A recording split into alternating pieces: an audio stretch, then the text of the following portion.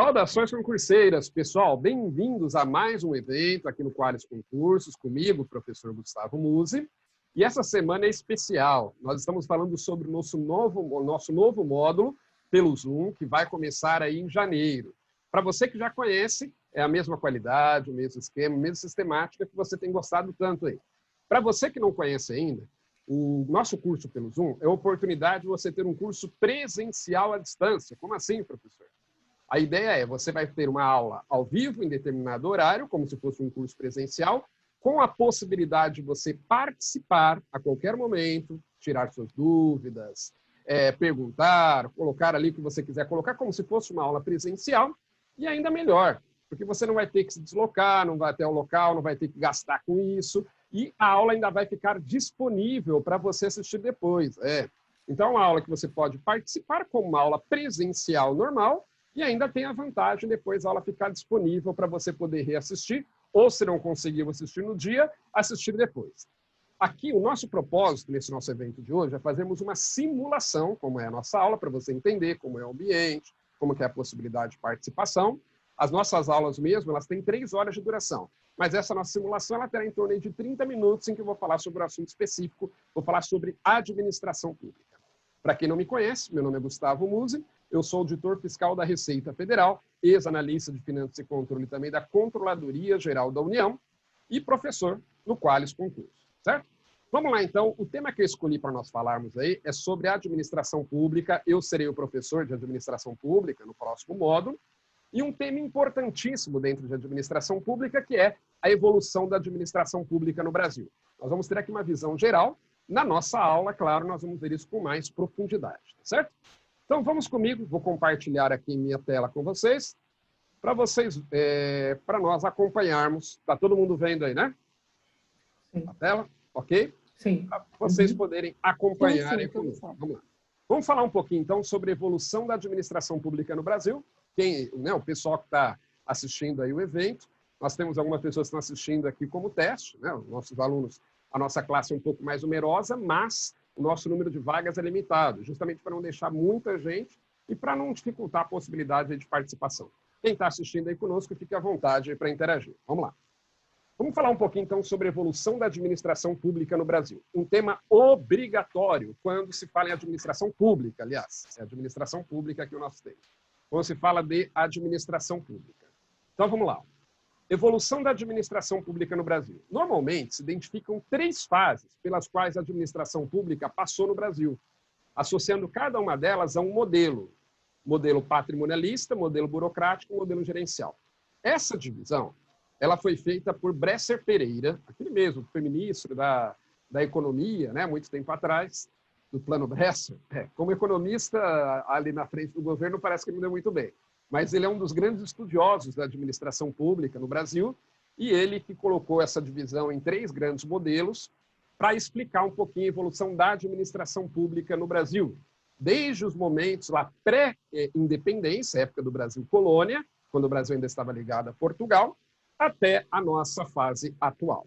Então, nós temos 3 grandes modelos que nos permitem identificar não só a evolução no Brasil, mas nos países em geral. O modelo patrimonialista, o modelo burocrático, o modelo gerencial. É importante que você entenda as características de cada um deles, porque são bastante cobrados em prova, ok? Como eu disse aqui, nós vamos trazer hoje uma visão geral para você. Nas nossas aulas a gente aprofunda um pouquinho mais. Vamos falar então... Professor, posso fazer uma pergunta? Claro, pois não, fica à vontade.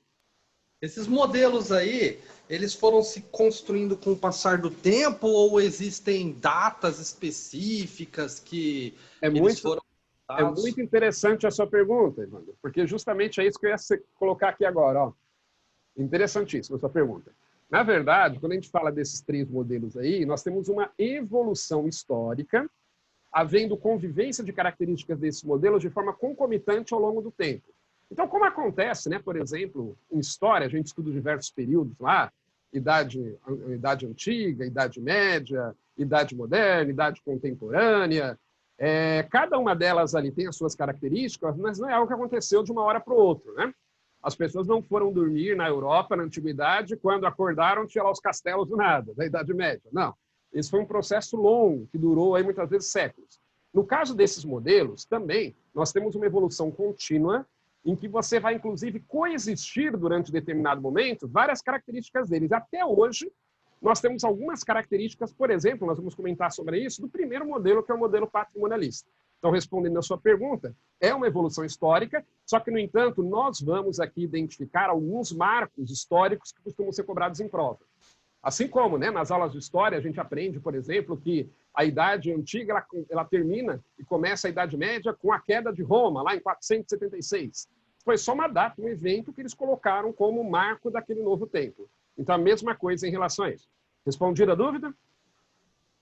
Respondido, obrigado. Vamos lá. Continuando, pessoal. Vamos falar, então, primeiro do modelo patrimonialista. O primeiro modelo é o primeiro modelo de administração pública, o que surgiu junto com os primeiros estados lá da antiguidade, e também é o mais longevo, ou seja, é o que mais durou. Ele existiu desde a antiguidade, os primeiros estados lá na Mesopotâmia, ou lá no Egito Antigo, e ele perdurou até o surgimento dos chamados estados modernos, já na idade contemporânea. Tá? Então, esse modelo é o mais antigo de todos. Para a prova, você deve considerá-lo como modelo antiquado e ultrapassado, herança de períodos pré-democráticos. Né? O modelo patrimonialista é daquele que ele só tem características ruins. Para a sua prova, você guarde isso. Tá? Por quê? Vamos ver. Porque o modelo patrimonialista ele caracterizava-se pela confusão entre o interesse público e o interesse privado, entre o patrimônio público e o patrimônio do governante. É aquela ideia que as pessoas tinham na antiguidade, né? Que o que a gente chamaria hoje de patrimônio público, na verdade, era considerado patrimônio do rei, patrimônio do faraó, patrimônio do sultão, o que quer que fosse. E ele tinha o direito de usufruir disso da forma como ele quisesse, desde que ele fizesse o bem para a população. A lógica era essa. Tanto é, por exemplo, que na Inglaterra, ainda hoje você fala em bens da coroa, né? É verdade que hoje a Inglaterra, um país democrático, não adota mais o modelo patrimonialista, de forma nenhuma, mas essa expressão ainda bens da coroa, ser bens que pertenceriam ao rei, vem justamente dessa época, em que se consideravam que o que nós hoje chamamos de bens públicos, na verdade eram bens do governante. Ele poderia usufruir de todo desse bem, vivendo no mais opulento luxo, usufruir da forma que ele quisesse, desde que, em contrapartida, vamos dizer assim, ele fosse um bom governante, cuidasse da população e por aí vai.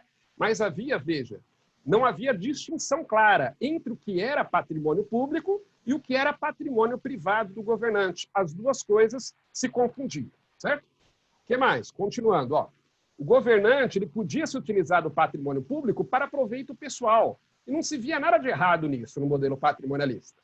O rei, como eu disse, podia viver na opulência, no luxo, desde que ele, como rei, fosse um bom rei, né? Desde que ele administrasse corretamente o país e por aí vai.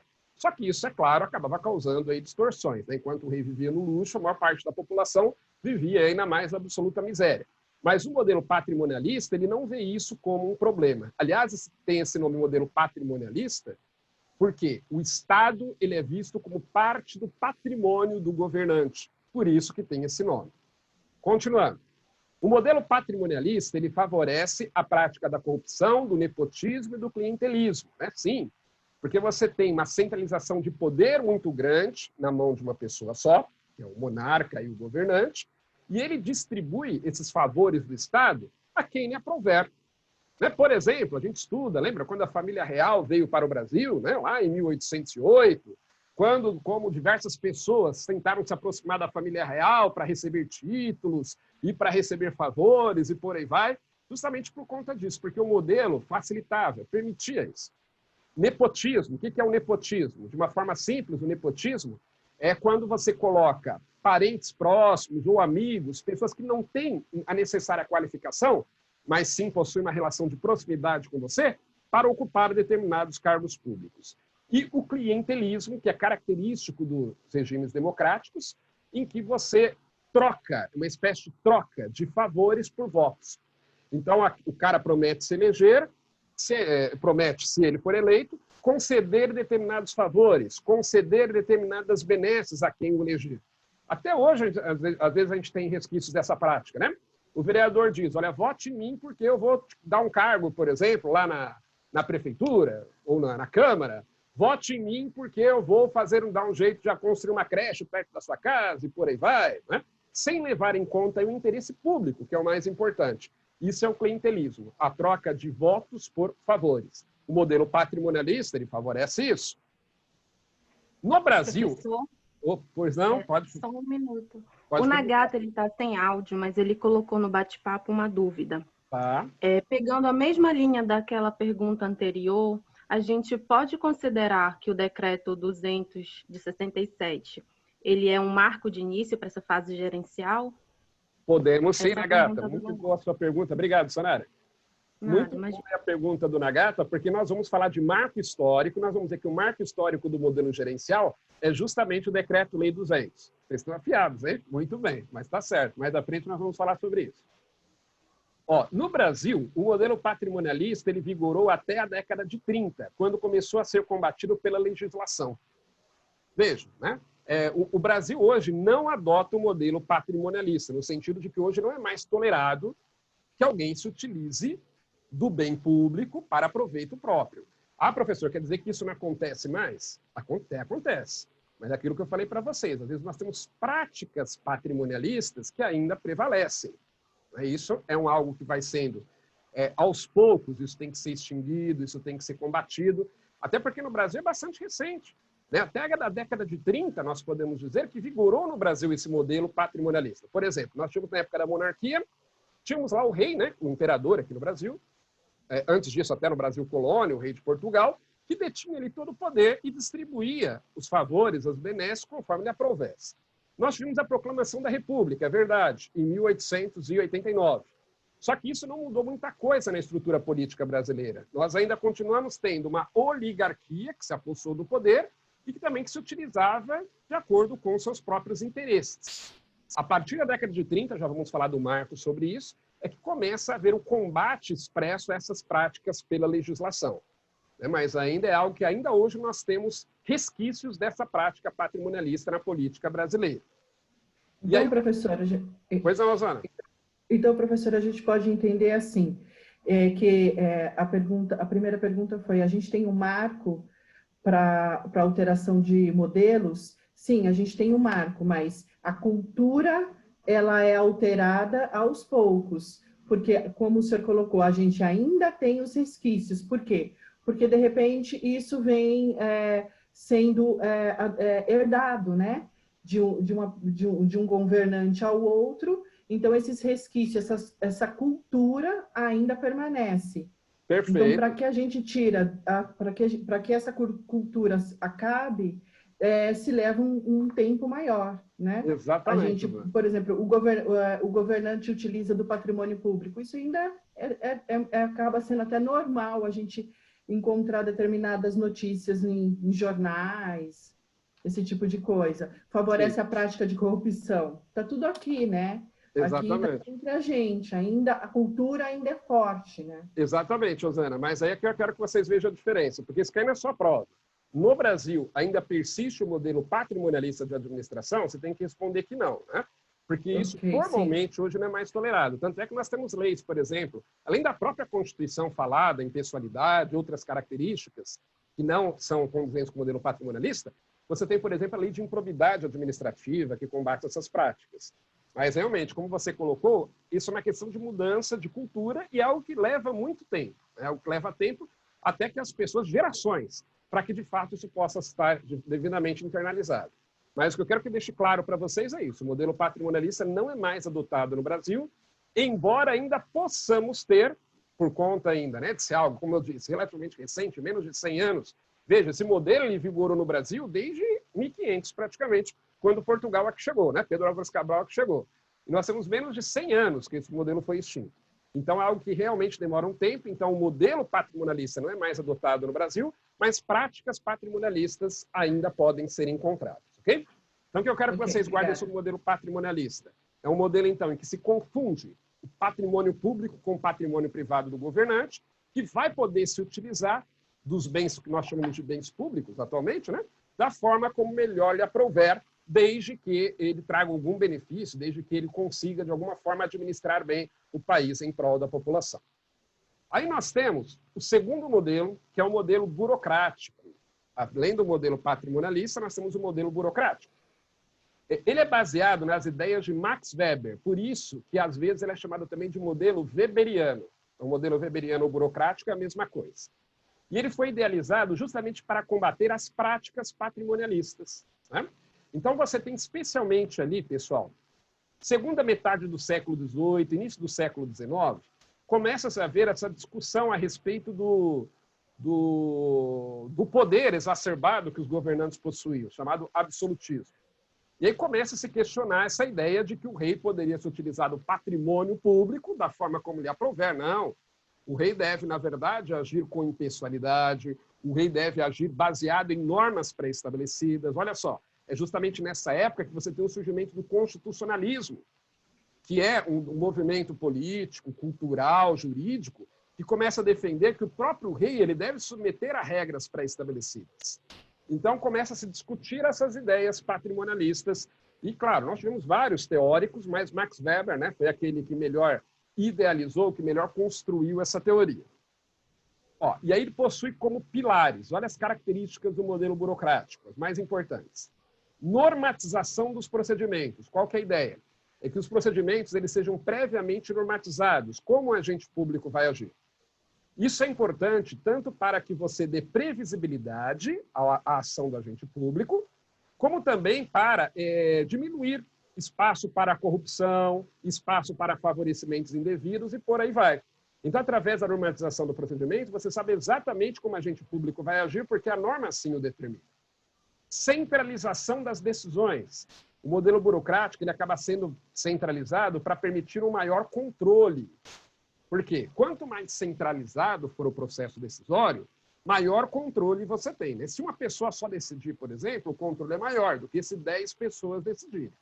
Por isso, as estruturas do modelo burocrático, elas acabam sendo bastante verticalizadas. Se falar em estrutura verticalizada para você associar algum dos modelos, você vai associar o modelo burocrático. Busca da racionalidade, com relações impessoais entre os agentes. Inclusive, a impessoalidade, hoje, é um dos princípios que deve reger a República Federativa do Brasil. Veja, quando se fala de relações impessoais entre os agentes, ou entre os agentes e a população, não quer dizer que deve ser uma relação fria, que deve ser uma relação distante. Mas quer dizer que ela deve ser baseada na racionalidade e sem a busca de favorecer ou prejudicar quem quer que seja individualmente. Essa é a base do modelo burocrático. Tratar a todos de forma igual, diferentemente do que ocorria no modelo patrimonialista, né? Em que o rei dava tudo aos amigos e, como diz o ditado, aos inimigos a lei. Controle das atividades. O modelo burocrático ele é obcecado por controle. E o controle, especialmente o controle prévio. Por quê? Quando você estabelece como alguém vai fazer alguma coisa, quando você normatiza um procedimento, você está exercendo um controle, que é o controle prévio. Claro que isso não impede também o controle posterior, mas o controle burocrático ele tem a ênfase nesse controle prévio, determinando o que e como deve ser feito. E a meritocracia. O modelo burocrático também busca implantar a meritocracia no serviço público, né, dando devidas recompensas àqueles servidores que agem de forma correta, que fazem o seu trabalho de melhor maneira, diferentemente do que ocorria no modelo patrimonialista, em que nem sempre isso ocorria. O modelo patrimonialista era baseado muito nas relações pessoais, coisa que o modelo burocrático ele busca afastar. O que mais? Aqui como marco, ó, aí vamos falar um pouquinho dos marcos históricos, que o Nagata até perguntou sobre o modelo gerencial, a gente vai falar mais à frente. No caso do modelo burocrático, aqui no Brasil, o marco foi a criação do DASP, o Departamento Administrativo do Serviço Público, em 1938, que na verdade foi sucessor do Conselho Superior, tem um S aqui, né?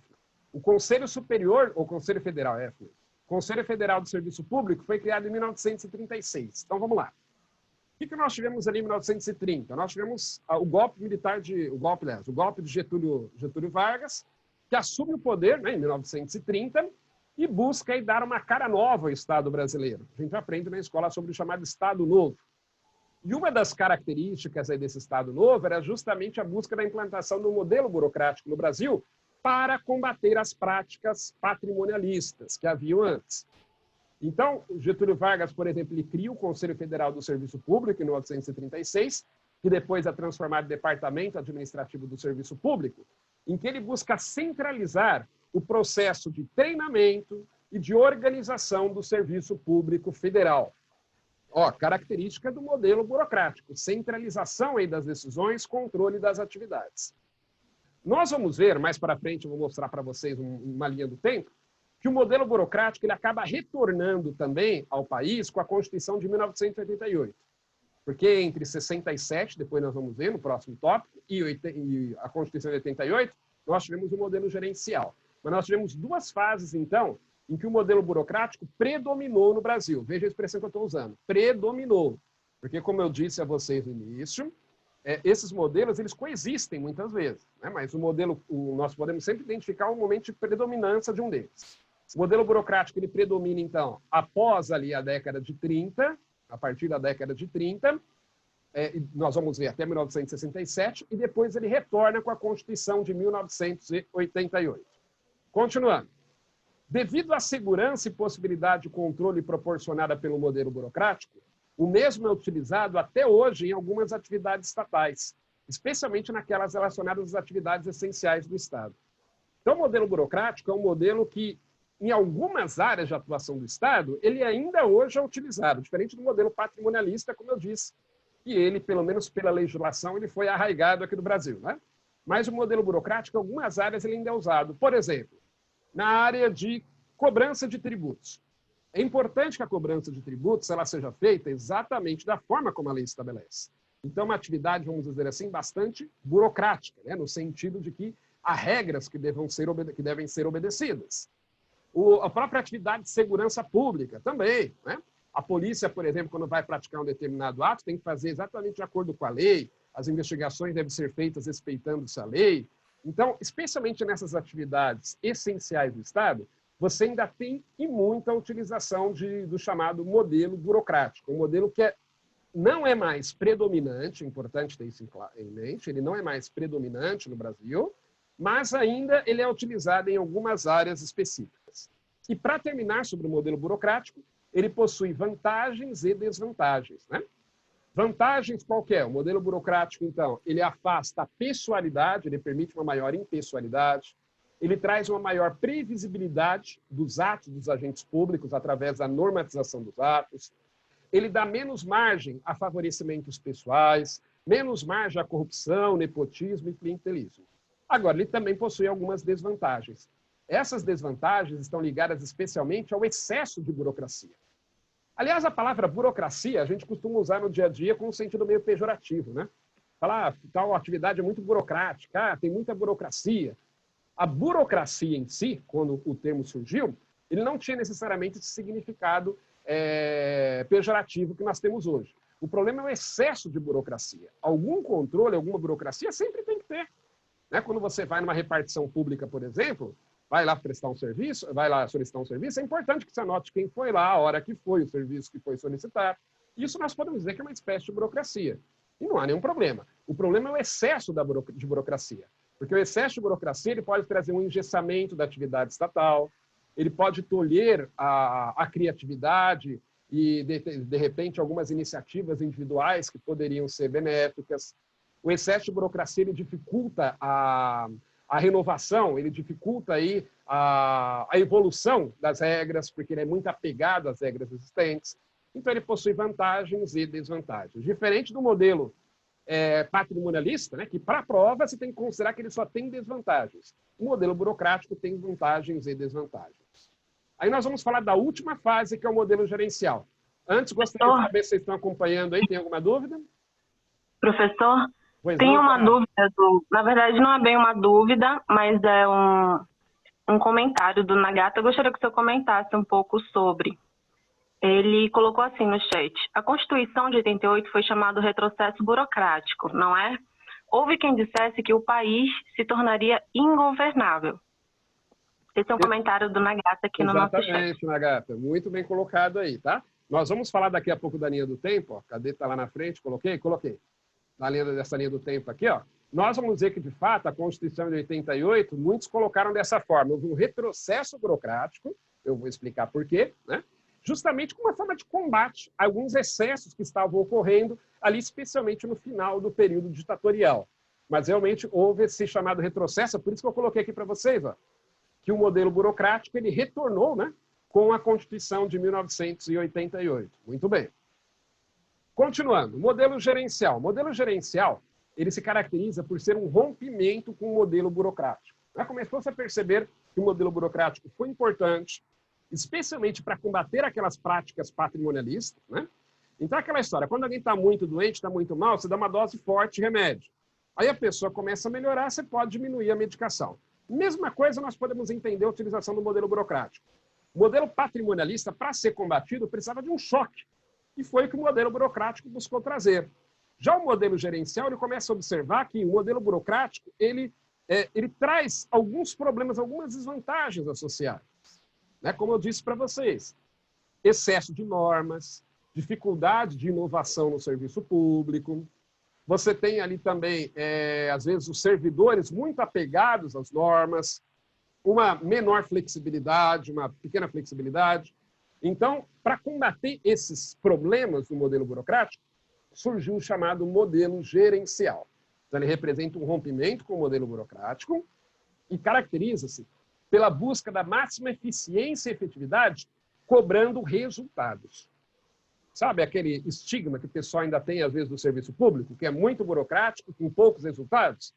É mais ou menos, né, o que o modelo gerencial busca combater. Então, ele busca máxima eficiência e efetividade da administração pública, cobrando resultados dos gestores. E, para isso, ele vai conceder uma maior liberdade ao administrador público, mas também vai definir objetos e metas de forma clara. Então, o modelo gerencial, a ideia dele é que o administrador público seja um gerente, seja um administrador dos recursos que ele tem, de forma a obter o melhor resultado possível. E esses resultados são definidos previamente através de objetivos e metas. Né? Por exemplo, quem estuda orçamento público, nós estudamos sobre o PPA, o Plano Plurianual. O Plano Plurianual é um exemplo claro da aplicação do modelo gerencial, da tentativa da aplicação do modelo gerencial, porque ele estabelece objetivos e metas que devem ser alcançados pelo gestor. Maior flexibilização da estrutura dos órgãos, que essa estrutura é mais horizontalizada. Você não tem ali a decisão centralizada em uma ou duas pessoas somente. A ideia do modelo gerencial é dar uma maior autonomia ao gestor e você acaba tendo, por conta disso, uma estrutura mais horizontalizada, com menos chefes, vamos dizer assim. Justamente isso daqui, concessão de maior liberdade ao gestor em troca de resultados. Então, o modelo gerencial pensa da seguinte maneira, né? Ele fala para o gestor, olha, até aqui você esteve submetido a um modelo burocrático, em que nós dizíamos exatamente para você o que você deve fazer. O modelo burocrático diz isso. O que deve ser feito, como deve ser feito. Já o modelo gerencial, não. Ele diz para o administrador público, a partir de agora você terá mais liberdade de ação, você vai poder decidir como agir, desde que você entregue resultados, desde que você consiga melhorar, né? De repente, vamos imaginar que é um gestor na área da educação, desde que você traga resultados de melhora concreta no nível de ensino, desde que você consiga reduzir a evasão escolar e por aí vai. Então, olha, o modelo gerencial ele dá ao gestor uma liberdade maior. Porque tem duas coisas, tem uma dicotomia em administração que você tem que saber trabalhar. São duas coisas aparentemente antagônicas, mas você tem que saber dosar as duas de forma adequada. Uma delas é cobrança de resultados. A outra é exigência de procedimentos.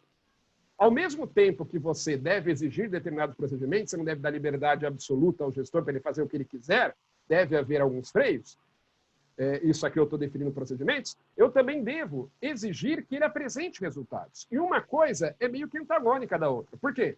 Porque se eu digo ao gestor exatamente o que ele deve fazer, como ele deve fazer, eu estou cobrando dele procedimentos, eu não tenho como cobrar resultado. Se eu cobrar resultado, ele vai dizer, se você não atingiu o resultado, ele vai me dizer, olha, eu não atingi, mas eu fiz exatamente como você mandou.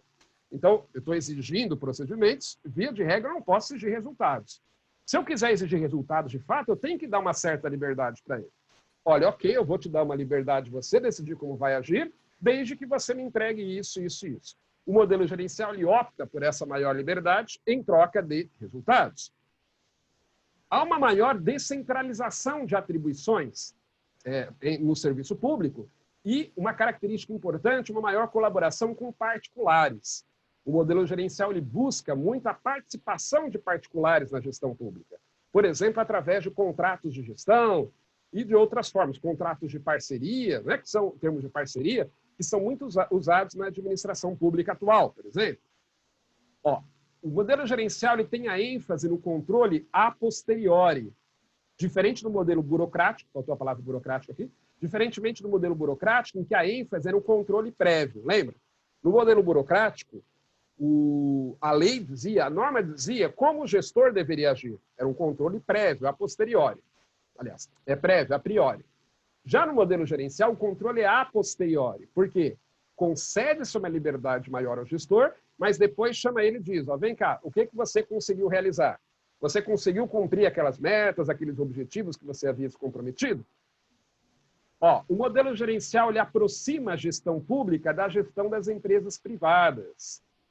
Não que a gestão pública, né, a partir do modelo gerencial, ela vai ser exatamente igual à gestão das empresas privadas. Não, até porque os objetivos são diferentes. A empresa privada busca o lucro, o serviço público não, né? Mas ele aproxima, ele torna mais semelhantes a gestão nas entidades públicas e a gestão nas entidades privadas.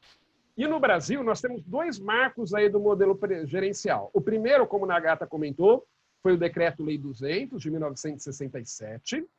Nas nossas aulas, a gente vê com bastante calma por que o Decreto-Lei 200 ele é um marco do modelo gerencial. E nós tivemos depois uma segunda fase, que é a fase atual que nós estamos hoje, que retornou com a Emenda Constitucional 19, de 1998. É a nova fase do modelo gerencial, também chamada de nova administração pública, que nós estamos atualmente. Okay? Então, o objetivo aqui foi dar uma visão geral, já te dou a palavra, Rosana, foi dar uma visão geral sobre esses três modelos, burocrático, patrimonialista, burocrático e gerencial. Como eu disse, nas nossas aulas a gente detalha um pouquinho mais. Pois não, Rosana? Deixa eu tirar uma dúvida. Aqui, quando o senhor fala concessão de maior liberdade ao gestor em troca de resultado, a gente vai de encontro com o princípio da legalidade do direito administrativo? Muito bem perguntado, viu? Muito inteligente sua pergunta aí, Rosana. Por quê? Porque, de fato, o princípio da legalidade na administração pública, ele diz que a administração pública só pode fazer o que a lei permite, né? E aí você fala, mas como é que você está dizendo que o modelo gerencial concede essa liberdade? É que a própria lei, ela passa a conceder essa liberdade. Porque, veja, o gestor público, quando ele age, ele tem que sempre agir de acordo com a lei. Ou fazendo aquilo que a lei determina, quando o ato é vinculado, ou fazendo aquilo que a lei permite, quando o ato é discricionário. Então, aqui não há ofensa ao princípio da legalidade, porque a própria lei concede essa liberdade maior. Já no modelo burocrático, não. No modelo burocrático, a lei vai produzir mais atos vinculados, vamos dizer assim. Está ligado mais à vinculação dos atos. Já o modelo gerencial está ligado mais aos atos discricionários. Aliás, já vi questão de prova fazendo essa relação. O modelo gerencial está ligado mais a atos discricionários, em que se dá ao gestor a liberdade de escolher ou não pela prática do ato. Ok? Ótimo, obrigada, professor. Pessoal, então, dada essa visão geral, como eu disse aqui, né, o objetivo é só dar uma visão geral. Nas nossas aulas, a gente vai ficar 3 horas falando desse tema aqui, vendo todos os detalhes. Nós temos aqui traçar uma linha do tempo, que é importante a gente ter isso aqui em mente para provas. Ó, nós temos 3 modelos de administração pública e como é que eles foram aplicados no Brasil. Preste atenção. Até ali, por volta da década de 30, nós tínhamos o modelo patrimonialista. Né? Desde a época do Brasil colônia até aproximadamente a década de 30, o que vigorou no Brasil, de forma oficial, inclusive, não tinha esse nome, é verdade. Né? Mas é o que hoje nós chamaríamos de modelo patrimonialista. A partir da criação do DASP, ou a partir da ascensão de Getúlio Vargas ao poder, você pode também pensar nisso, nós temos aí o início do chamado modelo burocrático no Brasil, que vai vigorar até 1967, com a edição do Decreto-Lei 200. O Decreto-Lei 200, que, aliás, é o mesmo que criou a divisão da administração direta e indireta que a gente usa até hoje, o Decreto-Lei 200 que criou, ele começa, nas nossas aulas a gente vai ver o porquê, né, que o Decreto-Lei 200 ele é considerado como marco, ele inicia aí um modelo gerencial no Brasil. Uma das características é justamente uma descentralização, que é a característica do modelo gerencial, com a criação de várias entidades da administração indireta. Bom, em 1988, com a Constituição, nós tivemos, como o Nagata observou aí, um chamado, o que muitos chamam de retrocesso burocrático. nós tivemos com a Constituição de 88 o retorno a algumas características do modelo burocrático. Por isso que Bresser Pereira diz que passou a vigorar novamente o modelo burocrático no Brasil. Um exemplo claro é quando você pega o artigo 37 da Constituição Federal, que todo mundo tem que estudar para a prova, né? Cai na prova. O artigo 37, ele traz uma série de disposições que se aplicam tanto à administração direta como à administração indireta no Brasil. Antes da Constituição de 88, por exemplo, a administração indireta não precisava fazer licitações, a administração indireta podia contratar sem concurso público, só que começou a haver muito abuso, muitos excessos, começou a haver aí muitos atos, vamos dizer assim, indevidos, né? E aí o Constituinte ele buscou, então, cortar isso. E aí, justamente, nós temos um retrocesso a esse modelo burocrático. A Constituição de 88 ela acabou engessando, amarrando muito, especialmente a chamada administração indireta. Nas nossas aulas também, a gente explica com bastante calma por que desse chamado retrocesso. E aí ficou assim durante cerca de 10 anos, até a Emenda Constitucional 19, de 1998, que alterou muito da administração pública na Constituição. Se você pegar lá o capítulo de administração pública no Brasil, especialmente o artigo 37, ali 37, 38, até o 41, você vai ver quantas alterações que a Emenda Constitucional 19 trouxe. E ela buscou, principalmente, retornar ao modelo gerencial. Então, por exemplo, passou a prever contratos de gestão, os termos de parceria, passou a prever aí a criação de órgãos reguladores, inclusive, com uma maior autonomia do que as autarquias em geral. Então, você tem o retorno ao modelo gerencial, com algumas características novas. Nas nossas aulas, a gente explica também quais as diferenças desse primeiro modelo gerencial para esse atual, que é um modelo, hoje nós chamamos de nova administração pública, inclusive, né? Mas a Emenda Constitucional 19, que é considerado o marco disso, e é a fase em que nós estamos até hoje. Pessoal, o objetivo aqui foi trazer essa visão geral aqui para vocês. Alguém ficou com uma dúvida? Alguém gostaria de fazer uma pergunta, um comentário?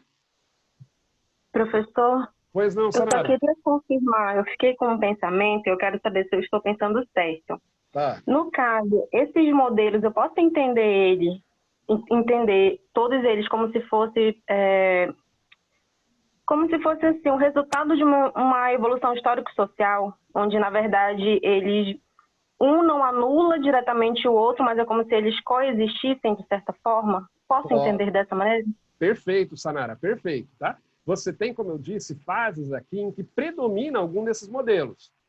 Mas isso não quer dizer que eles estejam extintos, né? Completamente, vamos dizer assim, pelo menos na prática, né? Como eu disse, o modelo patrimonialista como um modelo aceito, oficial, não existe mais no Brasil, mas ainda temos práticas patrimonialistas. O modelo burocrático ainda é utilizado em algumas áreas do serviço público. Então, nós podemos dizer, sim, que eles coexistem. O que nós temos são predominância de cada um deles em determinado período. Ficou claro? Ficou sim. Obrigada, professor. Tá ótimo. E aí, pessoal, agradecer a vocês que estiveram aqui conosco, também quem está assistindo aí através do YouTube, e chamar vocês aqui para o nosso próximo módulo, que ele vai começar agora no dia 19 de janeiro, está chegando, hein? Como passou rápido esse ano de 2020, hein? Já estamos quase em 2021 já. As aulas serão sempre às 19 horas, terças, quartas e quintas. São das 19 até as 10 horas, com um intervalozinho. E como eu disse para vocês, se você não conseguir assistir a aula, não tem problema, que a aula ficará disponível depois para você assistir. Nós teremos direito constitucional com o professor Evandro Musi, direito administrativo com o professor Adilson Pera, administração pública comigo, o professor Gustavo Musi, e administração geral com o professor Eduardo Nilman. E tem aqui uma surpresa para você. Você pode adquirir com 20% de desconto, entrar no site qualisconcursos.com.br e adquira o seu curso com 20% de desconto utilizando esse cupom aqui. Na hora que você vai clicar lá, na hora que você for comprar o curso, é só digitar esse cupom chamado Lançamentos 1, sem o cedinho, né? Lancamentos 1. Aproveite aí que os cupons são limitados, tá certo? Pessoal, foi um prazer estar com todos aí, agradecer aí a presença de vocês e dizer que aguardamos vocês aí no próximo módulo, tá certo? Um grande abraço a todos e até a próxima!